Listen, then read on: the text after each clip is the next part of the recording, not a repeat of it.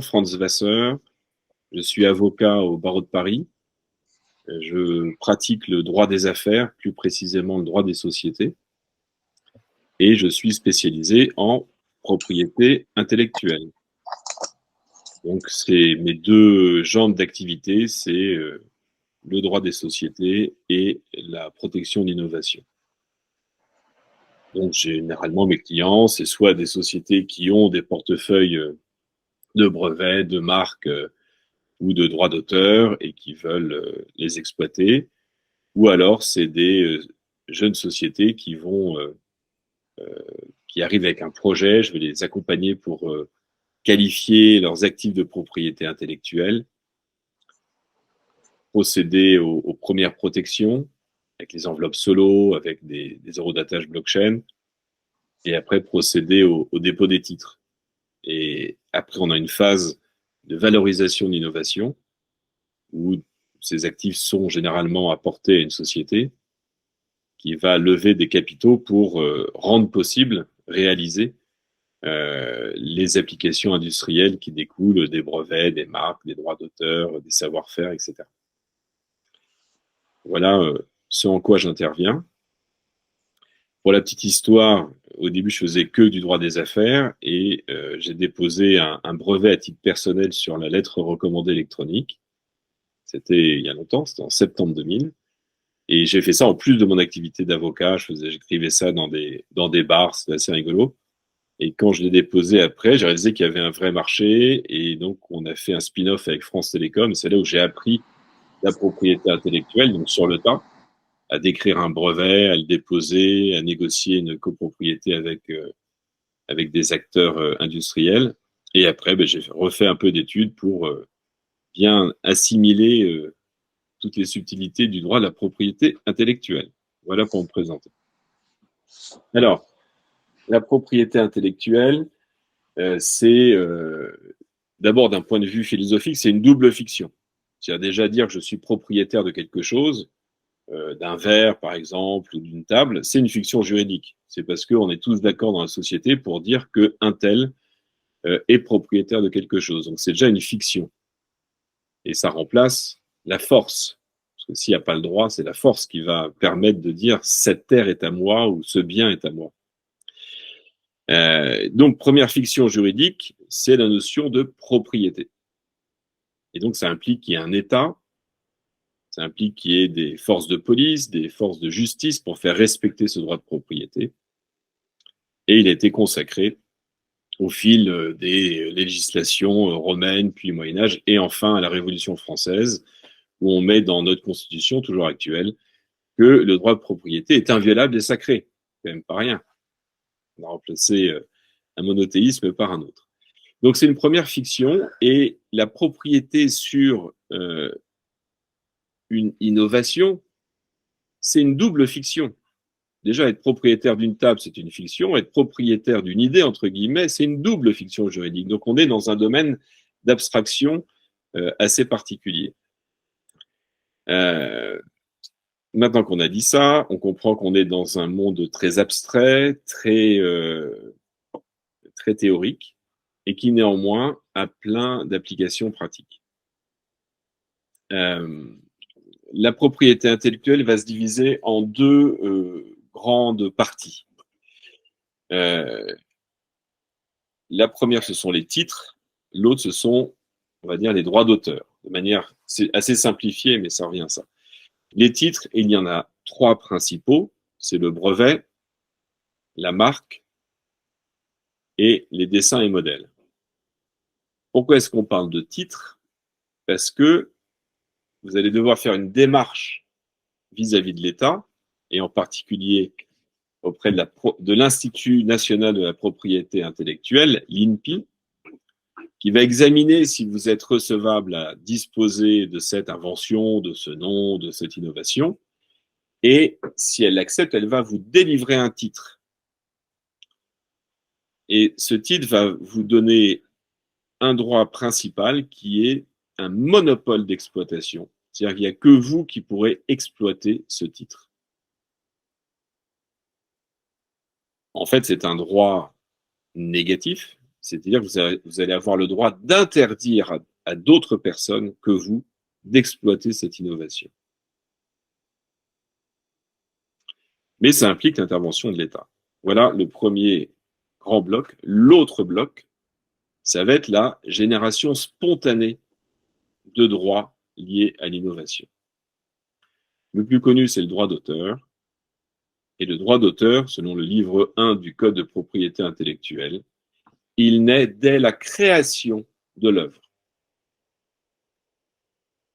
C'est-à-dire que dès qu'un écrivain commence à écrire une pièce de théâtre, un poème, un peintre commence à poser son pinceau sur la toile, dès que cette création est originale, alors naît tout de suite naît le droit d'auteur. Ça veut dire que vous n'avez pas besoin de l'État pour avoir le droit d'auteur. Il est consubstantiel à l'œuvre que vous avez créée. Une œuvre, qu'est-ce que c'est? Une œuvre de l'esprit, c'est une création qui porte, attention, l'empreinte de la personnalité de son auteur. Dans le code, on ne parle pas d'originalité, on le dit, hein, c'est un abus de langage, mais il faut que ça porte l'empreinte de la personnalité de l'auteur. Donc évidemment, pour un tableau, pour une photographie, pour un texte, on voit très bien ce que ça veut dire. Du droit d'auteur sur le code informatique, c'est bien plus compliqué. Mais ça s'applique aussi au code informatique, c'est-à-dire que si votre code n'est pas original, c'est-à-dire qu'il ne porte pas l'empreinte de la personnalité de l'informaticien, du développeur, eh ben, il n'y aura peut-être pas de protection. Le droit d'auteur n'est pas automatique. Il implique cette condition d'originalité. Et de ce fait, le droit d'auteur est un peu le 4-4 de la propriété intellectuelle, c'est-à-dire que c'est là-dedans qu'on va aller caser tout ce qui n'est pas dans brevets, marques, dessins et modèles, etc. Alors, on peut revenir peut-être sur les titres, hein, qui est un peu la Rolls, hein, de la propriété intellectuelle. Donc, si on a l'idée il y a une innovation, il y a un premier principe qu'il faut garder en tête, c'est que les idées sont de libre parcours. Ça veut dire quoi? C'est-à-dire qu'on ne peut pas protéger une idée. Une idée ne se protège pas. Elle est de libre parcours. Et pourquoi on a posé ce principe-là? C'est que ça permet une certaine liberté d'entreprendre. Parce que si on pouvait protéger une idée, eh bien, ma foi, la société serait figée. Donc, ça veut dire qu'une idée ne se protège pas. C'est donc uniquement la formalisation de l'idée qui va se protéger, qui peut recevoir une protection. Si cette idée est une innovation technique, on va aller vers le brevet. Et donc, le brevet est une réponse technique à un problème technique. Une réponse technique à un problème technique. La notion de brevet, ce monopole exclusif lié à l'innovation, il remonte vraiment au XVe siècle à Venise, en 1474. C'est là où il y a un premier décret pris par le Conseil de Venise sous l'égide du Doge. C'était le 19 mars 1474. Et sur un texte court, hein, d'une dizaine d'articles qui tient sur une page A4, eh bien, les Vénitiens ont posé les grands principes du brevet, et notamment les 3 conditions de brevetabilité, qui sont la nouveauté. La nouveauté, ça veut dire qu'il ne faut pas que cette innovation existe avant. Ça veut dire qu'elle ne doit pas avoir été divulguée. Ce critère d'innovation, bon, on le comprend, hein, c'est-à-dire on va protéger que des choses nouvelles, il a une implication immédiate, c'est que si vous révélez votre invention à un public, vous ne pourrez plus la breveter. D'où l'importance des accords de confidentialité. Quand vous commencez à échanger avec des partenaires, des prestataires, vous leur faites signer un accord de confidentialité, parce que dans ce cas-là, on considérera que votre innovation est nouvelle et vous pourrez déposer un brevet. C'est pour ça que c'est très important, les accords de confidentialité. Alors, il y a une petite astuce, si vous êtes dans la difficulté, c'est que en droit européen, vous ne pouvez pas déposer le brevet s'il a été divulgué. Mais si vous allez aux États-Unis dans l'année qui suit la divulgation, ils ont une période de grâce aux États-Unis, ce qui fait que vous pouvez déposer le brevet aux États-Unis alors que c'est divulgué. Et après, vous pouvez faire une extension internationale et vous retrouvez le brevet valide en Europe alors qu'il n'aurait pas pu être déposé en Europe. Voilà, ça c'est une astuce. Ça, c'est sur la nouveauté. La deuxième condition du brevet, c'est l'inventivité. L'inventivité, ça veut dire que il faut un certain degré de génie pour que ce soit accepté. Alors, vous allez me dire, c'est très compliqué de dire qu'il y a un génie ou pas. Et donc, le droit se réfère à ce qu'on appelle l'homme de l'art, l'homme au sens fonctionnel du terme, hein. Ça peut être un mâle ou une femelle, mais l'homme de l'art, il va être le référent. Et donc, si l'homme de l'art aurait pu trouver tout seul le brevet, ben, on va considérer que c'est pas inventif. C'est-à-dire qu'on va évaluer, on va dire, est-ce que quelqu'un placé, un homme de l'art placé dans cette situation aurait trouvé la même solution? Si c'est oui, ben, il n'y a pas d'inventivité. Si c'est non, il y en a une. Et ça, c'était déjà dans le décret des Vénitiens. Ils disaient qu'il fallait une invention ingénieuse. Il y avait déjà cette condition d'inventivité. Et la troisième condition, ça va être l'application industrielle. C'est-à-dire qu'il faut que le brevet puisse devenir un produit, quelque chose qui puisse être proposé au plus grand nombre. Et donc, c'est la partie technique. Maintenant qu'on a posé ces trois conditions, et qui sont toujours les mêmes dans le règlement européen sur le brevet, hein, c'est les mêmes qu'à Venise, c'est ça qui est fascinant. La différence, c'est qu'à Venise, c'était 10 ans de monopole, aujourd'hui, on est à 20 ans, et que les amendes en cas de contrefaçon, c'était 100 ducats, aujourd'hui, c'est beaucoup plus. Le ducat, c'était la monnaie de Venise à l'époque. Alors, quel est le principe? Pourquoi est-ce qu'on attribue des brevets? Eh bien, en fait, le brevet va permettre de partager la connaissance. Parce que quand vous déposez votre brevet, en gros, c'est le mode d'emploi de comment réaliser votre invention.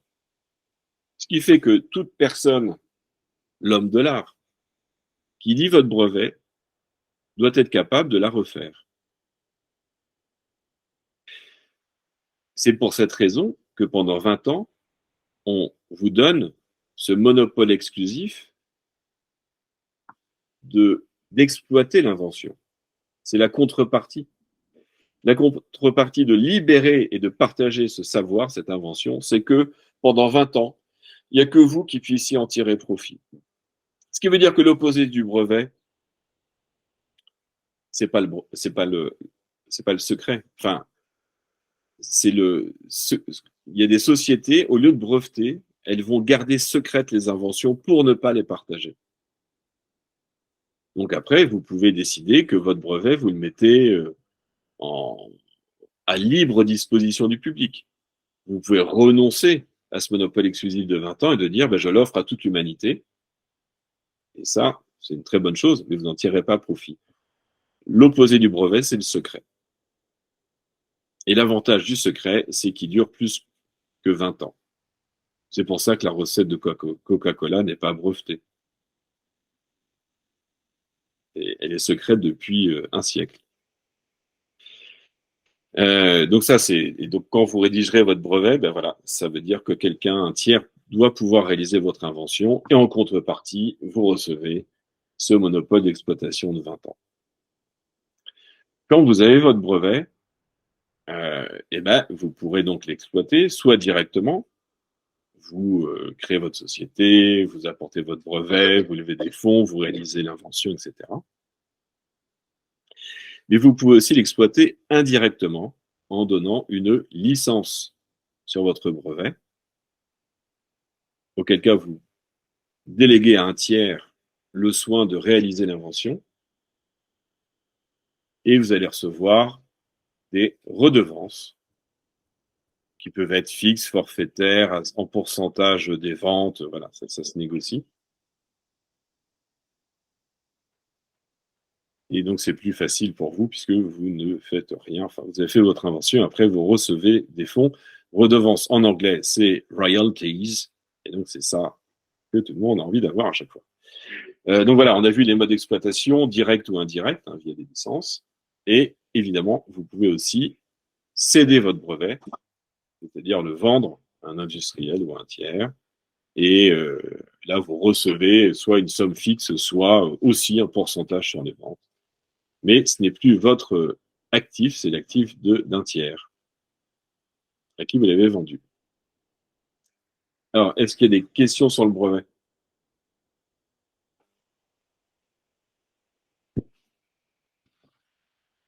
Bon, du coup, je continue à dérouler. Juste, j'ai pas trop compris la licence sur brevet. C'est À comme une quel moment, location. du coup, c'est possible? C'est possible à partir du moment où vous avez déposé le brevet et qu'il est enregistré. Et à partir de là, vous faites un contrat, comme une location. Licence, c'est location. Ok. Comme si vous avez une voiture, vous la louez à quelqu'un. Et vous recevez des loyers. Mais là, vous allez louer votre brevet à quelqu'un qui va vous donner un loyer qui s'appelle redevance. D'accord. Et du coup, cette personne est aussi sous, entre guillemets, le secret. En fait, eux, ils peuvent pas divulguer ce brevet. Ah ben non, parce que quand le brevet est déposé, il est public. Donc, il est plus secret. C'est Hmm. après le dépôt du brevet que vous pouvez licencier. Ok. Il faut imaginer une ligne de temps. Tant qu'il n'est pas déposé, tout est secret.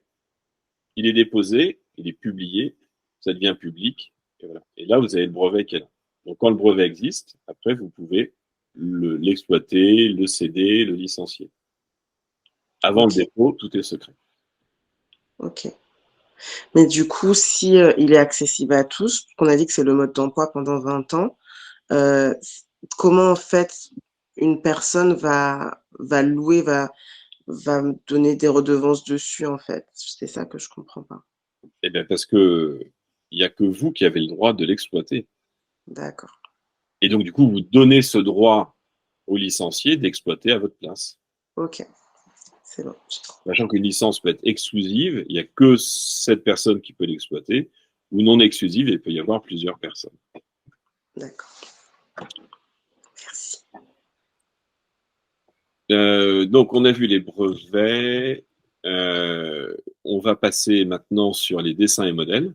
Donc, les dessins et modèles, c'est aussi l'innovation, mais elle n'est pas technique. Elle est d'apparence. C'est ce qu'on appelle le design. Donc, ça peut être des formes en 2 dimensions, c'est le dessin. En 3 dimensions, c'est le modèle. Et là aussi, vous allez à l'INPI et il y aura de nouveau la condition de nouveauté. Il ne faut pas que ce dessin ou ce modèle soit déjà déposé. Il va y avoir une condition, alors qui n'est pas l'originalité, ça va être le caractère propre du modèle. Ça veut dire qu'il faut qu'il ait une caractéristique qui lui soit propre et qui la distingue des autres modèles existants, des autres formes. Et voilà, donc on a vu antériorité, caractère propre. C'est beaucoup moins cher de déposer un dessin et modèle, ça coûte que 25 euros, c'est beaucoup moins cher. Mais attention, vous ne pouvez pas déposer un modèle dès lors que c'est un aspect technique. Si la forme est nécessaire pour la fonction, vous devez passer par le brevet. Après, vous pouvez cumuler un brevet pour la partie technique et ce qui est à l'extérieur et qui n'a pas de fonction technique, vous pouvez déposer un modèle sur la forme.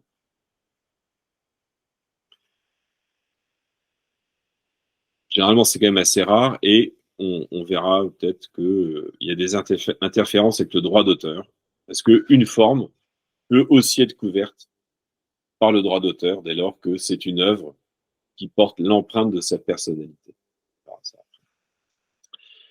Bon, j'accélère un peu parce que le temps file. La marque, et donc la marque, c'est un peu différent. Là, l'idée, c'est de rattacher un signe, qui peut être un signe verbal ou une forme à 2 dimensions ou 3 dimensions, à un produit ou à un service. Là aussi, vous allez à l'INPI, vous devez faire des recherches d'antériorité pour voir si cette marque n'est pas déjà déposée. Vous ferez attention dans vos recherches. Vous allez sur les bases de données de l'INPI. La contrefaçon, c'est-à-dire l'imitation d'une marque, elle va s'analyser par rapport aux ressemblances et non pas par rapport aux différences. Donc, dès qu'il y a des éléments ressemblants, on va considérer que votre marque est contrefaisante. Et ces ressemblances, elles sont phonétiques. Donc, s'il y a une marque The Box, Thebox, et que vous déposez The Box avec ZE, eh ben, ça ne marche pas. Parce qu'en phonétique, c'est la même chose. Donc, si on pense à des marques pour vos projets, quand vous faites vos recherches, essayez les différents orthographes, les différentes phonétiques pour ce que vous voulez déposer. C'est un titre qui est lui aussi assez peu cher par rapport au brevet, parce que ça coûte 200 € de base pour 2 classes. Et puis après, ça s'ajoute. La tarification a changé il y a peu. Je crois que maintenant, c'est 190 € la première classe de produit. Et après, c'est 40 € par classe supplémentaire. Alors pourquoi je parle de classe, c'est que quand vous déposez ce nom ou ce signe, vous allez indiquer dans quel domaine vous comptez l'exploiter. Et il y a 45 classes de produits et services. Et donc, vous devez viser des classes. Par exemple, pour les logiciels, c'est la classe 9. Pour les services juridiques, c'est la classe 45. Pour la gestion d'affaires, c'est la classe 35. Donc, vous allez sur du site de l'INPI, vous retrouvez l'activité que vous souhaitez, et là, vous allez déposer votre marque. Vous pouvez ajouter des activités auxquelles vous pensez dans le futur, mais ne soyez pas trop large, parce que plus vous êtes large, plus vous avez un risque d'opposition de marque antérieure à votre dépôt. Donc, faites un dépôt précis, plutôt que trop large. Du coup, pour les marques, donc c'est sur l'INPI, et pour les brevets, comment on fait pour consulter des brevets INPI aussi. l'INPI aussi, ok. Ouais, c'est data.inpi. Et sur les marques, donc j'ai parlé du caractère nouveau, c'est l'absence d'antériorité. Il faut une spécialisation de la marque, c'est la classe dont on vient de parler. Et le troisième point, c'est il faut que la marque soit distinctive. Qu'est-ce que ça veut dire? Ça veut dire qu'on ne peut pas vendre des bicyclettes sous la marque vélo. Parce que sinon, plus personne ne pourrait vendre de bicyclettes. Donc, si par contre, votre magasin de bicyclettes s'appelle Violette, eh ben, ça marche très bien. Donc, distinctif, c'est-à-dire qu'il ne faut pas que la marque soit descriptive du produit ou du service. Et c'est tout l'exercice difficile du dépôt de la marque, c'est qu'il faut que ça évoque dans l'esprit du consommateur le service ou le produit que vous voulez proposer, sans que ça ne le décrive. C'est la difficulté. Si c'est trop descriptif, votre marque va être considérée comme n'étant pas distinctive. Elle peut au pire être refusée par l'INPI, mais surtout après, elle pourrait être annulable par un tiers qui voudrait déposer la même. Alors, il y a quand même une astuce, c'est que si avec le temps, avec l'exploitation, votre marque a du succès, qu'elle est présente dans l'esprit des consommateurs et que les consommateurs disent oui, mais ça, The Box, c'est tel produit, alors que ce n'était pas distinctif, eh bien, la marque va acquérir une distinctivité avec l'usage. Donc, c'est un moyen de sauver une marque qui est peu distinctive. Et à l'inverse, vous avez peut-être une super marque très distinctive, mais si vous ne l'exploitez pas, et au bout de 5 ans, il y a un risque de déchéance de la marque. Ça veut dire que tout tiers peut déposer la marque et dire tu l'as pas exploité pendant 5 ans, hop, eh ben moi je vais le faire. Donc l'écoulement du temps joue sur la marque. Et après, si votre marque a une très très grande, un très grand succès, elle va devenir ce qu'on appelle une marque notoire. Et une marque notoire, elle va sortir du principe de spécialisation, c'est-à-dire qu'elle ne va pas être restreinte seulement aux classes où elle a été déposée, mais elle va rayonner sur toutes les classes. C'est pour ça que vous ne pouvez pas appeler une bicyclette Coca-Cola, pour reprendre un terme bien, bien connu de tous, parce que c'est devenu une marque de renommée, une marque notoire. Bon, on a vu les 3 titres essentiels. Donc le droit d'auteur, j'ai déjà évoqué un petit peu. Le droit d'auteur, donc, il naît dès la création de l'œuvre. Donc il faut qu'il y ait un auteur. Ça veut dire qu'il faut une personne humaine, pour l'instant, qui ait créé l'objet, le texte, la figure, la forme.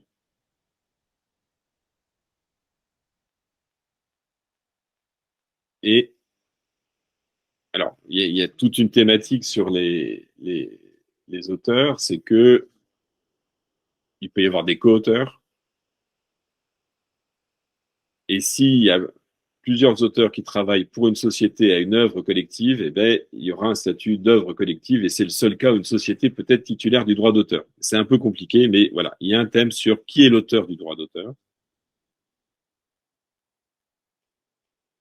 Ça n'est cédé que par écrit, donc un salarié qui a un droit d'auteur, ça ne passe pas automatiquement à l'employeur. Il faut penser à lui faire céder à l'entreprise. Donc voilà, une thématique sur l'auteur, qui est l'auteur. Ensuite, quelle est l'œuvre? Et donc l'œuvre, on l'a dit, pour que ce soit une œuvre susceptible d'être protégée par le droit d'auteur, il faut que ce soit une œuvre de l'esprit, donc vraiment intellectuelle, portant l'empreinte de la personnalité de l'auteur. Donc on le comprend bien sur des œuvres artistiques. C'est moins évident sur du code informatique. Mais c'est ce qui va permettre à l'objet considéré de recevoir ou non une protection. Donc l'auteur, l'œuvre, et ce droit d'auteur, il va donner là aussi un monopole d'exploitation pendant une durée de 70 ans après la mort de l'auteur. Donc c'est beaucoup plus long.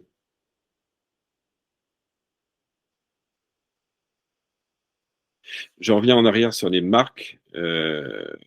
C'est 10 ans renouvelables autant de fois qu'on veut. Ce qui fait que c'est en fait le seul objet juridique éternel. Tant que vous payez tous les 10 ans, ça dure. Le brevet, on a vu que c'était 20 ans. Et le dessin et modèle, c'est 25 ans. En fait, c'est 5 ans renouvelables 5 fois. Ça fait 25.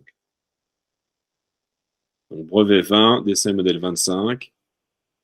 Marque de 10 ans à 10 ans, en 10 ans jusqu'à l'infini. Droit d'auteur 70 ans après la mort de l'auteur. Pour le droit d'auteur, même système d'exploitation, soit c'est en direct, par la diffusion, l'impression, etc.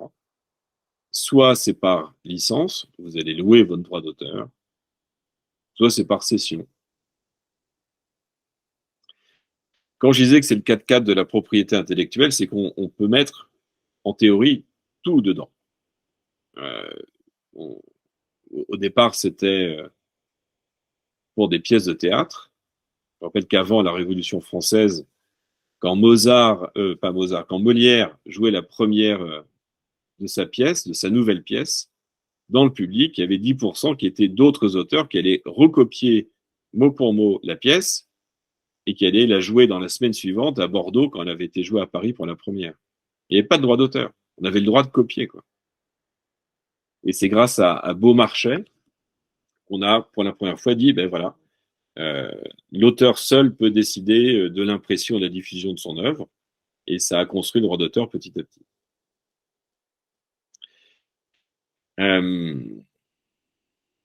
Du coup, ça s'est appliqué au tableau, est arrivée la photographie, ça s'applique à la photographie, ça s'applique à tous les écrits. On pourrait considérer, donc on a mis le code informatique dedans, parce qu'on a dit c'est de l'écrit, et de fait, il y a des manières de faire le code qui peuvent être originales. J'ai souvent des dossiers là-dessus. Est-ce qu'il est bien organisé? Est-ce que la fonction telle qu'elle est faite porte l'empreinte du développeur par rapport à des choses qu'on trouve sur étagère? Donc on met le code dedans. On va mettre le graphisme, évidemment, dans le droit d'auteur. C'est là où il y a une interférence avec le dessin et modèle, puisque un dessin peut être couvert par le droit d'auteur et par un titre de dessin et modèle. Donc ça, c'est encore un autre sujet un peu complexe. Alors, est-ce qu'un projet, c'est couvert par le droit d'auteur? A priori, pas trop, parce que les idées sont de libre parcours. Mais un projet qui est super bien décrit, très formalisé, on explique comment on va faire, comment je vais mettre en œuvre telle ressource, comment je vais m'organiser, qui sont mes prestataires, etc. Plus ça va être précis, plus il y a une petite chance qu'il y ait un droit d'auteur dessus. Ça veut dire concrètement, je ne sais pas où vous en êtes dans vos projets, que votre seule idée ne sera pas protégée. En revanche, plus vous la décrirez, plus vous aurez une chance soit d'avoir un droit d'auteur, soit de jouer sur la concurrence déloyale ou le parasitisme. Donc, quand vous avez bien décrit votre projet, vous allez le déposer sous enveloppe solo auprès de l'INPI. Donc, ce n'est pas un titre, mais l'INPI permet de dater, d'horodater un projet d'œuvre, voire une œuvre. Donc, ça s'appelle Solo, du nom de l'inventeur de ce système d'horodatage, SOLEAU. Vous allez sur le site de l'INPI, ça coûte 15 €. Voilà, quand vous avez bien avancé, vous faites ce dépôt, ça vous donne au moins l'antériorité sur ce que vous avez créé. Si c'est déjà un droit d'auteur, ben, tant mieux, puisqu'il naît dès la création de l'œuvre. Mais là, en plus, vous avez une date certaine qui montre que c'est bien vous, le premier ou la première, qui avez réalisé cela. Et du coup, dans vos accords de confidentialité, vous pouvez vous référer à cette enveloppe solo qui a un numéro, qui est de dire, voilà, sont confidentielles toutes les informations que je vais vous communiquer. En cela, les informations contenues dans l'enveloppe solo numéro un tel. Vous pouvez aussi le redater sur la blockchain, avec Hippocampe par exemple, ou blockchain Your IP. Le tout, c'est d'avoir une date certaine. Et que ça reste confidentiel, évidemment. Si vous n'avez pas de droit d'auteur, vous pourrez quand même bénéficier d'un nouvel outil qui est sorti il y a pas très longtemps, 2018, qui s'appelle le secret des affaires. Ce sont les articles L151 et suivants du Code de commerce. C'est très bien décrit. Il y a 3 conditions. Il faut que les informations aient une valeur économique. Il faut qu'elles aient été protégées par la confidentialité et qu'elles aient fait l'objet de mesures raisonnables de préservation et donc horodatage aussi. Et à partir de là, vous pourrez attaquer des personnes qui vous piquent vos idées grâce au secret des affaires.